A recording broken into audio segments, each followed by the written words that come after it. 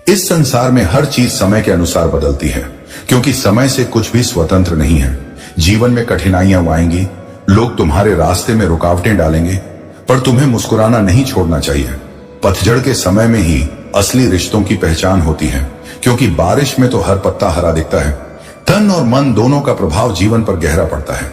अगर शरीर स्वस्थ हो तो जीवन सुंदर लगता है, लेकिन यदि मन शुद्ध और शांत हो तो हर चीज सुंदर लगती है।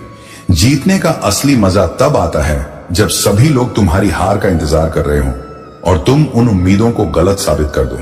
अगर तुम उन बातों और परिस्थितियों की वजह से चिंतित हो जाते हो जो तुम्हारे नियंत्रण में नहीं है, तो तुम अपने ही मन को बेवजह दुखी कर रहे हो।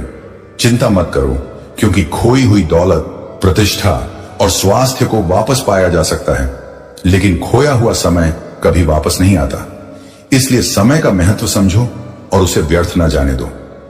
अपने मन को शांत रखो और अनावश्यक चिंताओं से दूर रहो। जब तुम किसी के बारे में बहुत अधिक सोच रहे हो तो समझ लो कि तुम अपनी मुश्किलें बढ़ा रहे हो। योजना बनाओ, क्योंकि बिना योजना के जीवन हमें परिस्थिति के अनुसार चलाएगा, न कि जैसा हम चाहते हैं। जीवन में योजना हमें एक उद्देश्य देती है, हमें कल के लिए तैयार रखती है और हमें एक दिशा में काम करने का कारण देती है। योजना के बिना हम अपने रिश्तों, वित्त और कौशल को भाग्य के हवाले कर देते हैं। एक बुद्धिमान व्यक्ति कभी अपनी बुद्धिमानी का दावा नहीं करता और एक मूर्ख कभी यह स्वीकार नहीं करता कि वह मूर्ख है। इस दुनिया की दौड़ भाग के बीच जो सुकून घर में मिलता है वह कहीं और नहीं मिलता। इसीलिए सब्र करो, जो तुम्हारा है वह तुम्हें जरूर मिलेगा। हमने लोगों की कद्र करते करते अपनी कद्र खो दी है, पर याद रखना, तन्हा रहना नजरअंदाज होने से कहीं बेहतर है। जिनकी वफा पर हमें नाज था, उनके बदलते हमराज और बदलते हालात को देखा है। लोग और उनके अंदाज दोनों ही वक्त के साथ बदल जाते हैं। किसी गलत रास्ते पर तेजी से जाने से बेहतर है कि सही रास्ते पर धीमे ही चलो।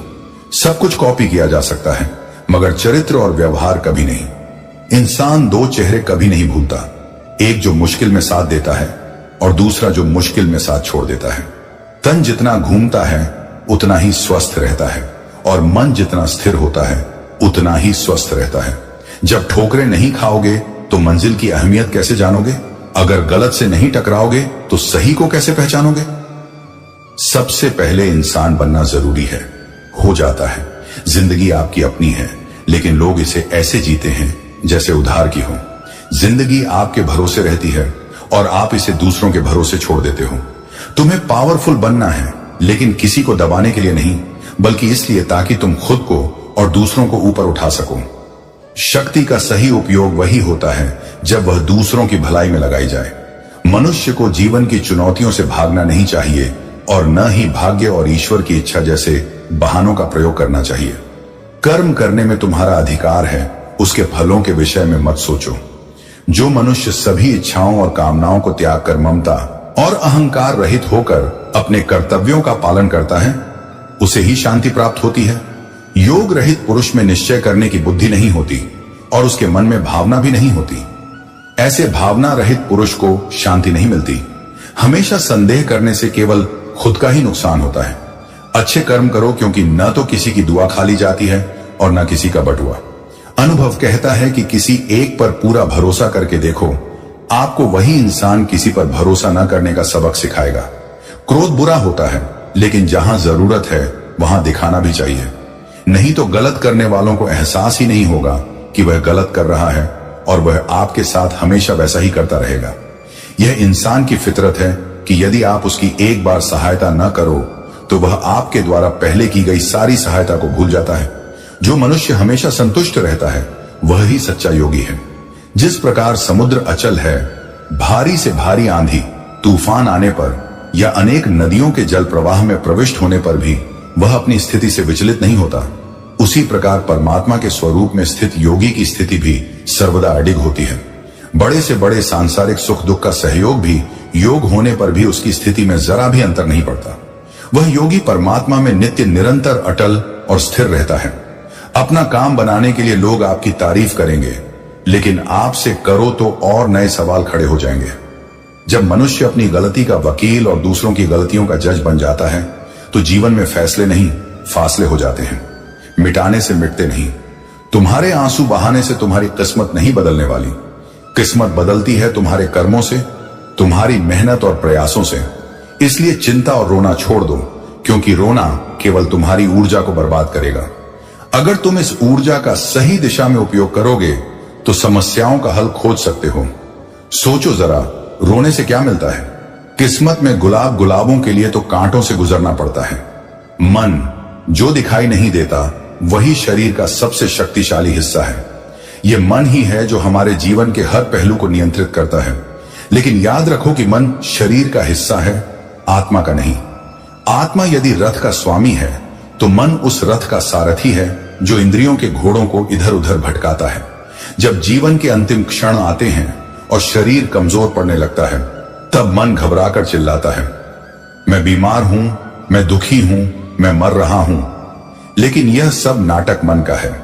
आत्मा इन सबसे परे है। जीवन के दुख अक्सर हमारी अधूरी इच्छाओं से उपजते हैं। इसलिए जब कोई कष्ट आए तो उसकी चिंता में न फंसें, बल्कि समाधान की ओर बढ़ें।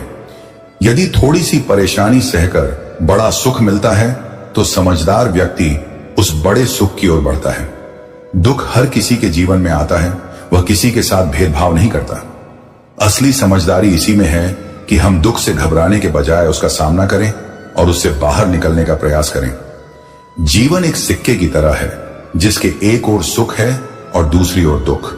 दोनों हमारे जीवन के हिस्से हैं। कभी सुख का समय आता है तो कभी दुख का। लेकिन जो लोग सिर्फ अपने वक्त पर गर्व करते हैं, उन्हें यह समझना होगा कि वक्त का पहिया कभी भी घूम सकता है।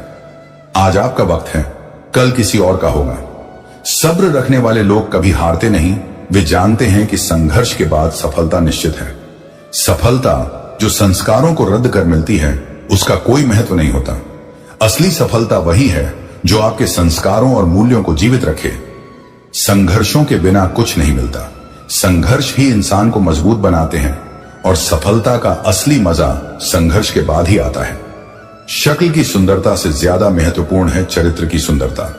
यदि आप चरित्र से मजबूत नहीं हैं, तो आपकी सफलता भी क्षणिक होती है। बुद्धिमान लोग हर चीज पर सवाल उठाते हैं और मूर्ख लोग हर चीज का उत्तर तुरंत दे देते हैं। लेकिन असली ज्ञान आत्मस्वीकृति में है। अपनी गलतियों को मानने के लिए साहस चाहिए। जहां लोग दूसरों पर दोष डालते हैं, वहां सच्चे लोग अपनी गलती स्वीकार कर आगे बढ़ते हैं। परिस्थितियां अलग होती हैं। सबसे पहले हमें उन्हीं के अनुसार